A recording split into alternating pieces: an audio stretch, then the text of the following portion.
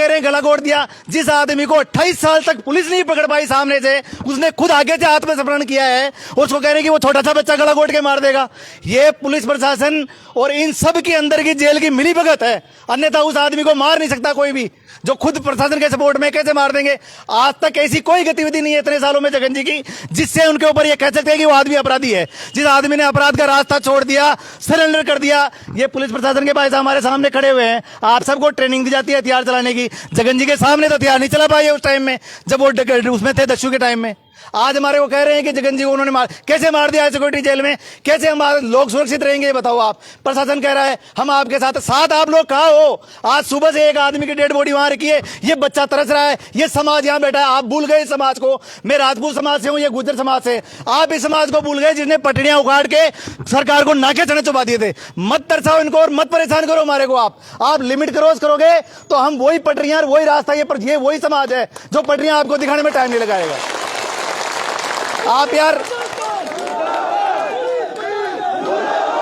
हम चुपचाप बैठे हैं, आपसे हाथ जोड़ के, ये बड़े बुजुर्ग बैठे हुए हैं, हाथ जोड़ के निवेदन कर रहे हैं। वो बच्चा मुंह उतार के सुबह से बैठा है, 2 दिन से हम यहाँ बैठे हैं भूखे से। आप मजबूर कर रहे हो हमारे को कि हम ये लॉ एंड ऑर्डर तोड़े और यहाँ कोई ना कोई दंगा फसाद करें। उसके जिम्मेदार ये प्रशासन रहेंगे, हम नहीं रहेंगे किसी भी कंडीशन में।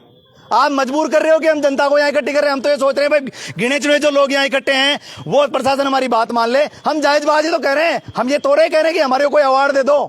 हम तो आपसे ये कह रहे हैं कि जो अंदर जो कुछ भी घटना घटी है, सीसीटीवी जेल का कैसे बंद हो सकता है ये बताओ आप। और जेल का सीसीटीवी बंद हो गया तो वहां कोई भी घटना घटेगी, कौन जिम्मेदार है उसका?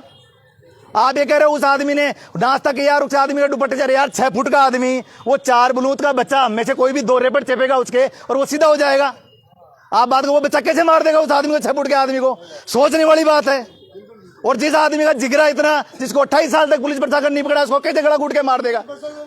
खुद का हाथ है, इसमें मिली भी था आप लोगों की।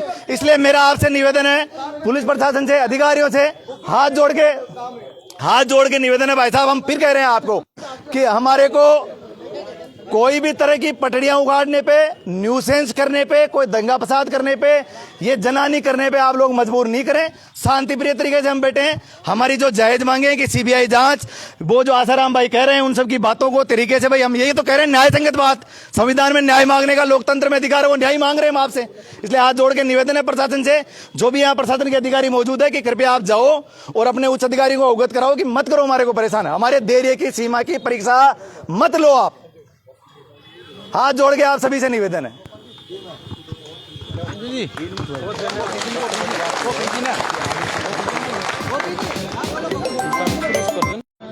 बोलो देवनारायण भगवान की। देखो, प्रशासन के लोग इनकी मांगों को, अपनी मांगों को हमने प्रशासन के लोगों को दे दिया है। कल 4 बजे सबने न्यूज़ चैनलों पर